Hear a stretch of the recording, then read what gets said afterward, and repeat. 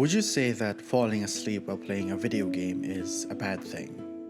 Normally, yes would be the sensible answer. Even when watching a movie, listening to music, or reading a book, falling asleep while doing those things may be seen as a sign of boredom, disinterest, doldrum. Your body just decided then and there that sleep is a better source of comfort than whatever it was you were just doing. Totally understandable, and I can't say I've never done it. But there was this one game that when I realized I had fallen asleep because of it, I genuinely praised the game even more. The moment I took my last conscious breath and drifted into this peaceful slumber is the point that the game was seemingly trying to make. A thesis that games can be just as peaceful as they can be violent, be as much an emotional shelter as well as a space for catharsis. So sit back, breathe deep under the clouds, and let the winds flow on a journey across the sky as I remember playing Flower.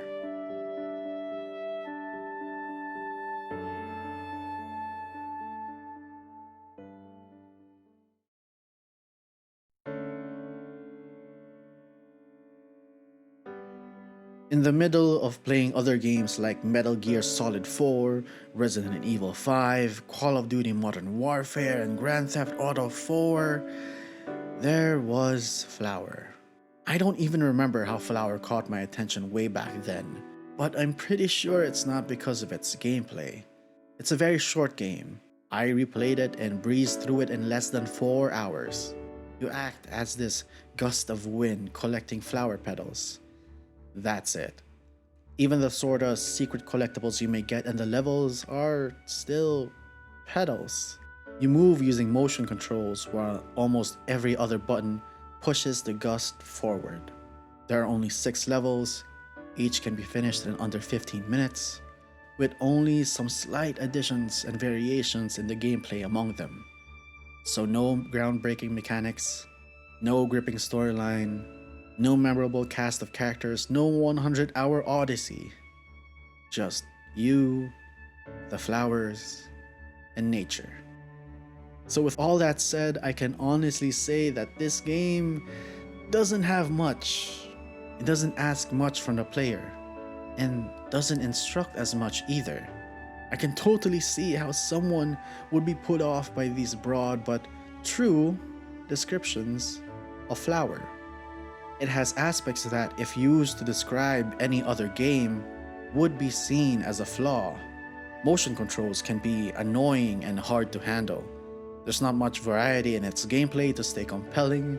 There's no sense of challenge at all, and it's incredibly short. And that's fine. It didn't need to add any more mechanics than what it needs, any more video game isms other than what it has, and it doesn't need any more time from the player other than the amount it asks from them. Any more of any of these is coming from the player. Why I say that is that I think Flower asks for a simple request.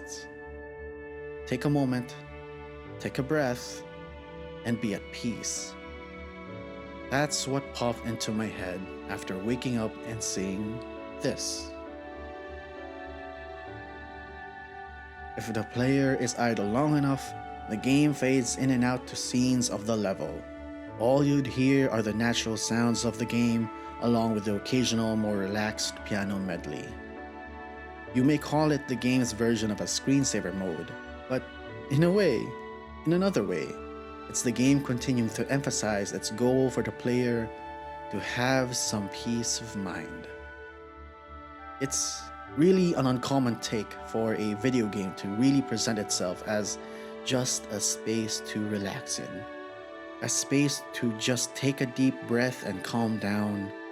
Nothing more, nothing less.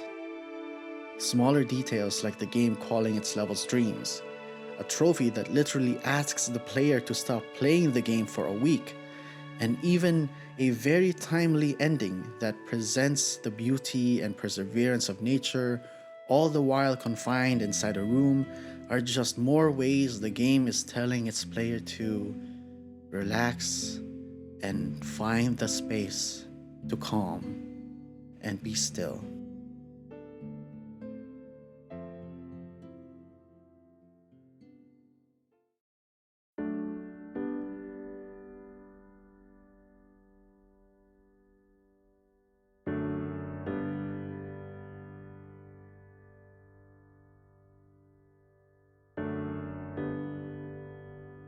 To elaborate, and please bear with me here, I think at its most interactive, Flower has a more metaphysical connection with the player. Its best moments are when it is at its least tactile. At its most compelling, it is an interactive poem that lets the player rise and fall along with its flow and storytelling, despite the near absence of a story. It's hard to put into words why Flower left such an impact on me, especially during my youth. I guess it is the first game that I've played that didn't act like one. It is a game that humbly asks for a more emotional connection, to be experienced but not played, at least not in the way you'd usually think. It presents no real goal or a high score counter, no challenge to overcome or story to present. And for that, it evolved into the first game that I truly believe is a work of art. While some may see its more recent sibling Journey as a better representative to prove games can be seen as a work of art, Flower works in a smaller, more concentrated scale that I personally prefer.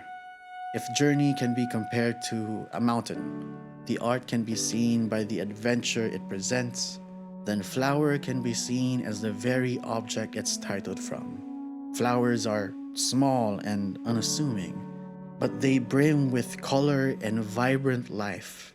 By being a game with no mechanical goal, what's left is a strong emotional resonance. Presenting no challenge leaves any player to go about the game in their own way, even if it means not playing it. Asking so little of your time, it kinda becomes timeless, becoming this homey space you can always go back to whenever you need it. While I am sure I will only play Flower every once in a while, I know it's a conscious decision to do so. I will only play it when I need the space it uniquely provides. No doubt I'll fall asleep while playing Flower again at some point. And that's okay. That's kind of what I wanted to happen anyways. Because that's where the game shined for me. In my sleep, Flower blossomed.